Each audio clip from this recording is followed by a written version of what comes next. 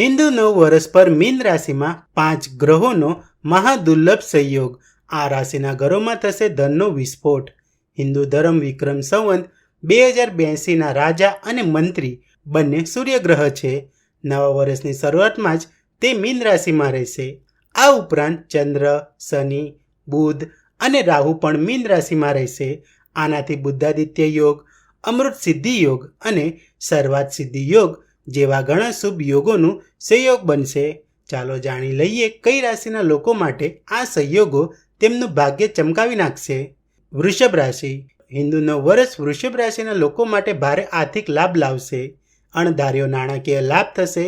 તમને તમારા કરિયરમાં અચાનક મોટી પ્રગતિ મળશે. કોઈ પણ મોટું સપન પૂર્ણ થઈ શકે છે. અપરિણિત લોકોના લગ્ન થશે. મિથુન રાશિ. આ સંયોગ ઘણી બાબતોમાં મિથુન રાશિના લોકો માટે પણ શુભ રહેશે. તેમને નવી નોકરી મળી શકે છે. નાણાકીય સ્થિતિ મજબૂત રહેશે. અટકેલા કે ફસાયેલા પૈસા મળ્યા પછી તમને રાહત મળશે. કન્યા રાશિ.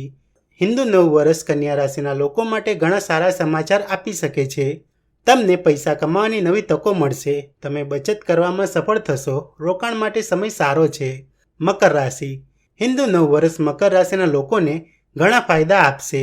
29 માર્ચની 7:30 સમાપ્ત થવાથી જીવનની ઘણી સમસ્યાઓનો ઉકેલ આવશે. પૈસા કમાવાના નવા રસ્તાઓ બનશે.